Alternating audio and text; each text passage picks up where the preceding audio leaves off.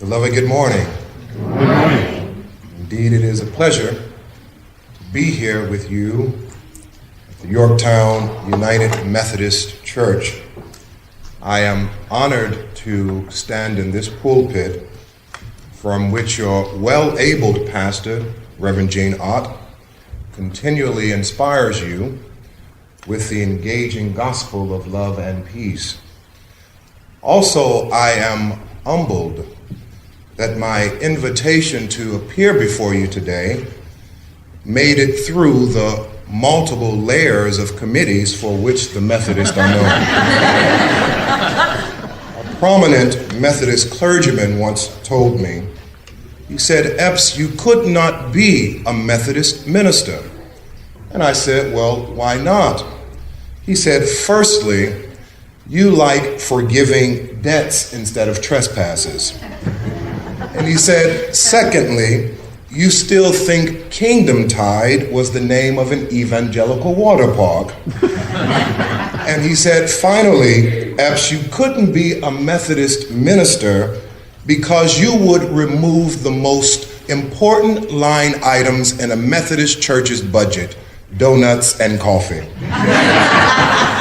So as a Disciples of Christ minister, I am just glad to be here with you today at the Yorktown United Methodist Church. Beloved, today in celebration of Black history, I recall young men and young women like Dr. Terrence Roberts of the Little Rock Nine, at just 15 years old, desegregating Arkansas's Central High School, or Patricia Stevens of the Congress of Racial Equality, at just 21 years old, engaging in sit-ins at the white-only lunch counters at Woolworth's. Robert Kennedy once said, "This world demands the qualities of youth, not a time of life, but a state of mind, a temper of the will, a quality of the imagination, a predominance of courage over timidity, of the appetite for adventure over the life of ease." So today I want to just celebrate that spirit of being young at heart. And we've heard our first lesson and we've heard our second lesson. And today's topic is the benefits of being young. The benefits of being young. Beloved, that Irish dramatist, George Bernard Shaw, he once said it, "It is a pity that youth is wasted on the young." At times, such a conclusion seems quite fair, doesn't it? We have seen our share of wasted youth, haven't we? Every time angry kids transform school classrooms into a carnival of harassment and make school buses into roller coasters of bullying, we see it. Every time weeping families gather as blood-stained pavement is covered with flowers, handwritten notes, stuffed animals, we see it. Every time a student graduates with credentials but no commitments, a degree but no direction, we see it. When young ladies choose to settle rather than soar, when young men travel with friends on the road to nowhere rather than walk alone on the road to somewhere, we see it. And the lives of many youth seem to be lived between the inflated egoism of Drake's All Me and the recklessness of Wiz Khalifa's Young, Wild, and Free. Could Shaw be right? It is a pity and a waste. Now, beloved, some of you might say, Reverend Epps, I detect a bit of envy of the youth there. Perhaps. How many of us wish that we could go back a few years with what we know now. How many of us would have studied in school a bit more seriously? Who would not have ended certain relationships sooner rather than later? Who would have stayed the course and followed their hard-held goals? Oh, what many of us would not do to be young just one more time. And when we look upon the condition of our nation's youth, squandering their youthfulness, Shaw seems right. It is a pity and a waste. However, beloved, are the youth solely to blame for this miscarriage of youthfulness? Is it their fault that it is 48% more likely that a student in a low-income school will be taught by a teacher who did not earn a degree in the subject they're teaching? Is it their fault that since the 1970s, the cost of a college education has increased by over 3,000%, while middle-class parents' salaries have remained stagnant for the last 20 years? Is it their fault that the average NCAA athlete in revenue-generating sports operates at a personal deficit of $3,000 per year in school-related costs, while the NCAA earns over $250 million on their backs? Is it their fault that after-school programs are being cut? And every day after school, 15 million of our children are left home alone during the hours of 3 to 6 when they need the most supervision, using drugs to cope with depression, joining gangs to have family, careless intimacies to feel loved, feeling locked in and stressed out, feeling messed up and broken down. Is it their entire fault? Well, is it? No. Well, something has gone terribly awry. Beloved, celebrating Black history requires that we ask ourselves, have we failed our youth? Our Old Testament lessons suggest that perhaps we failed our youth in two ways. One, we failed our youth by treating them differently than how God would treat them. Beloved, do you see anywhere in these 5 verses, do you see the words blame? Do you see the words worsen, injure, neglect, deplete? However, you do see the words forgives, heals, redeems, crowns, and satisfied. Those words nearly leap off the page. I wonder what would happen if we treated our youth like the psalmist says the Lord treats us all. What if we forgave them when they went astray? What if we encouraged them when they were at their lowest? What if we saw them as too valuable to lose to the streets? What if we surrounded them in love and in kindness? What if we gave them a chance to chase their dreams? Beloved, forgiven youth have peace and reassurance. Healed youth have wholeness and insight. Redeemed youth have hopes and confidence. Crowned youth have strength and security. Satisfied youth have contentment and focus. Beloved, if we want our youth not to sit in classrooms and not in jail cells, to respect themselves and not abuse their bodies, to blaze new trails and not follow old ones, to make money and money not make them, then we must forgive them with peace. We must heal them with care. We must redeem them with love. We must crown them with care. We must crown them with hope. And we have to satisfy them with good. Amen. Beloved, perhaps we've not only failed to treat our youth in the same manner God treats them, but we failed to see how our behavior even affects our youth. Beloved, very quickly, even if you haven't been seminary trained, even if we have to read from an NRSV Bible, very quickly, when you read the English translation of this text, you'll notice this word, these conjunctions, so and that.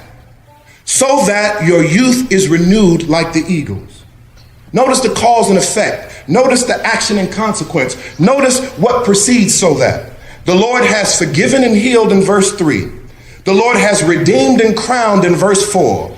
The Lord has satisfied in verse 5. Then comes so that your youth is renewed like the eagles. Beloved, how we behave toward our youth will determine what is on the other side of so that. So that our youth feel depressed and suicidal is preceded by diminishing their self-worth. So that our youth feel selfish and entitled is preceded by not teaching them the value of hard work and generosity. So that our youth feel forgotten and disregarded is preceded by budget cuts to programs that service young people. But if fathers spend time with their children, so that, and parents teach how to save and budget, so that, and teachers encourage academic excellence, so that, and families eat healthier and exercise together, so that, and Congress supports clean air legislation, so that, and courts find better alternatives to jail, so that, then on the other side of so that, we will see teenage pregnancies fall and graduation rates rise and credit scores go up and school violence goes down and babies grow healthy and families get wealthy and your youth will be renewed like the eagle. The Oklahoma Cityans of 1958, the youth. The March for Integrated Schools of 1959, the youth. The Freedom Rides of 1960, the youth. The Free Breakfast for Children program of 1968, the youth. The Anti-Apartheid Uprising of 1976, the youth. The election of Barack Obama in 2008, the youth. Beloved, this is why we must not fail to treat our youth as God would treat them. Nor can we fail to see how our behavior affects our youth, because the sailboat of history moves only by the winds of the young at heart. Beloved, if your youth has been renewed, what should you do with it? Very quick. 5 things. Apostle Paul, in a firm and encouraging tone, provides wise advice for youth in his letter to Timothy. Paul is translated in one version as writing, "Don't let anyone think less of you because you are young.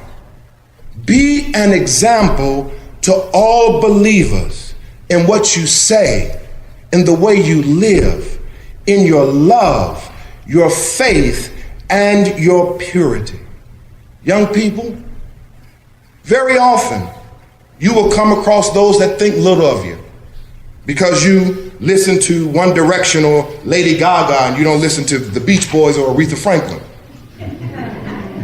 So little might be thought of you because you read divergent novels on Kindle and not E.E. Cummings in a library, or you wear blue jeans and not Brooks Brothers suits.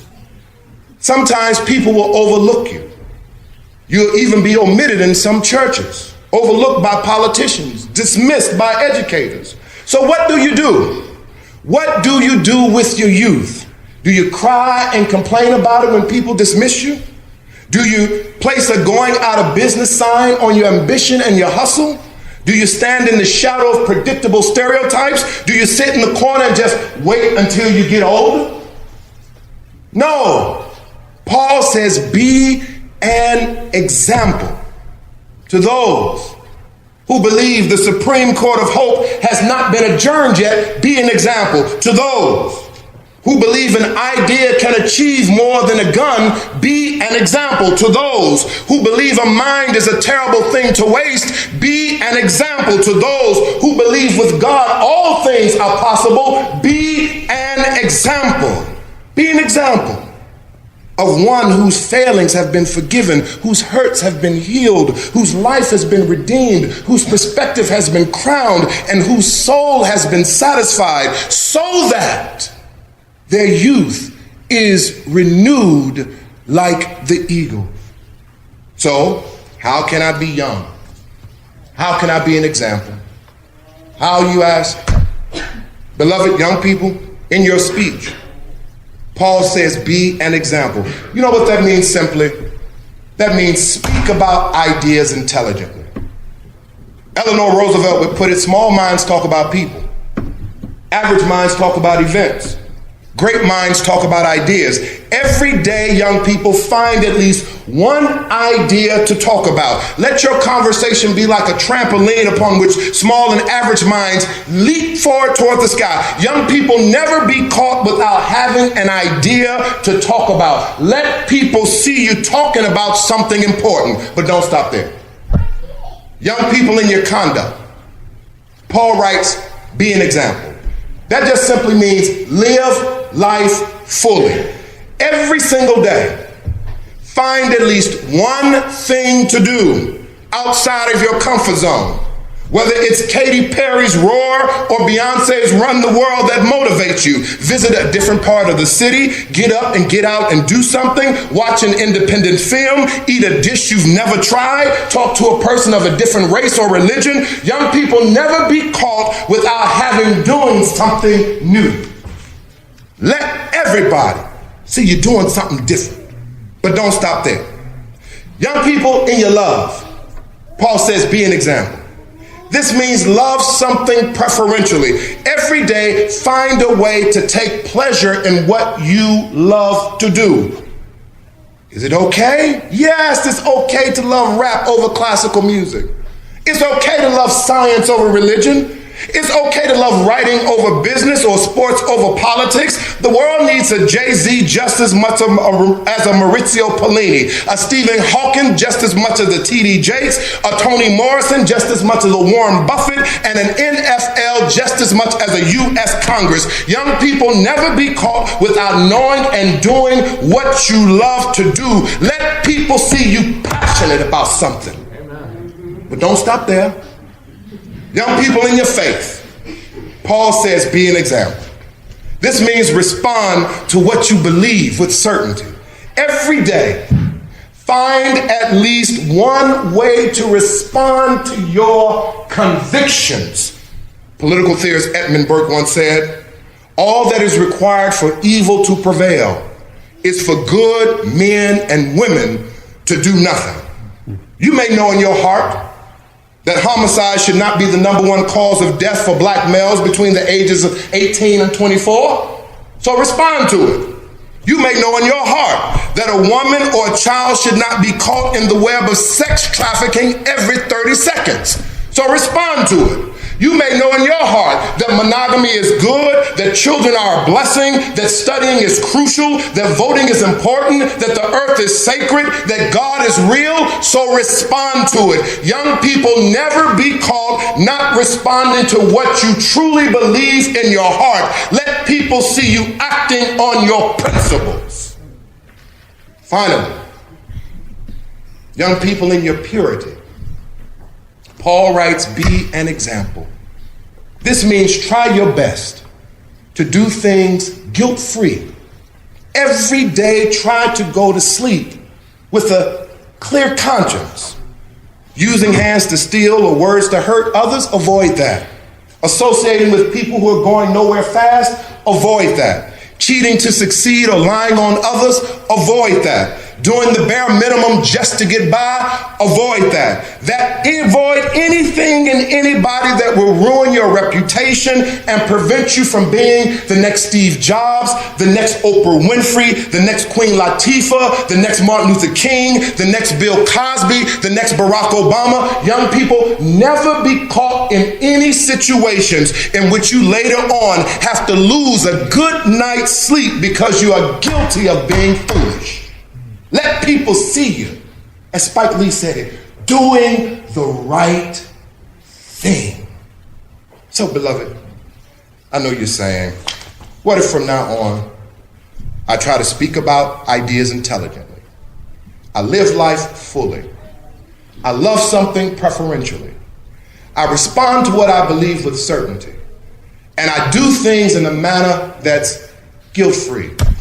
But people still question my credentials. They still belittle my experience.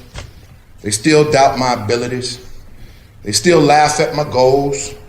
They still dismiss my opinion. People still oppose my vision. Well, beloved, let me bid you good morning and conclude here as the revelation comes to its close. Paul tells Timothy of those who would think little of him because he was young. He said, let no one And beloved, I know what it is to be thought little of. I know what it is to have your energies deflated by naysayers. I know what it is to hear in the lonely darkness of the night the echoes of "that's impossible." And you can't do that. You'll never amount to anything. Bouncing upon every thought. I know what it is to hear no encouraging voice, receive no encouraging pat upon the back. I even know what it is to stand on the slippery edge of surrender, saying to myself, almost, I just want to give up. But then I recall the history of a Harriet Tubman reading a wanted poster with her name on it. Then I recall the history of colored soldiers in the 54th Regiment refusing their pay until it was equal and fair. Then I recall the history of a Jesse Owens stretching his legs before a 100-meter dash in Nazi Germany. They must have remembered those words of Paul to Timothy, "Let no one," and I offer them to you. Let those simple words act as a gavel that closes the case. Let those simple words be chiseled upon the marble of your heart. Let those words act as an anchor for the ships of your life. Let no one. No one means no one. Well, Paul, what about Caesar and the Senate? No one. What about philosophers and priests? No one. What about the elders and deacons? No one. What about the trustees and pastors? No one. What about the teachers and experts? No one. What about the scholars and pundits? No one. Thurgood Marshall spoke up for us. Zora Hurston wrote books for us. Tuskegee Airmen fought for us. Jackie Robinson played for us. Rosa Parks sat down for us. Malcolm X stood tall for us. Nina Simone sung for us. And Jesus Christ died for us. So the guys on the corner? No one. The bureaucrats? No one. The police? No one. Sexist? No one. Politicians? No one. At work? No one. At school? No one. At home? No one. We have Africa as our history, heaven as our destiny, strength as our specialty, love as our remedy, joy as our ecstasy, and God as our guarantee. So friends, no one. My mother? No one. My father? No one. My sister? No one. My brother? No one. For if God has forgiven you, if God has healed you, if God has redeemed you, if God has crowned you, if God has satisfied you, let no one look down upon you. No one means no one. And when you get home, beloved, when you get home, beloved, you look into that mirror, as many black people have done before us. You look into that mirror and say, no. Not even you.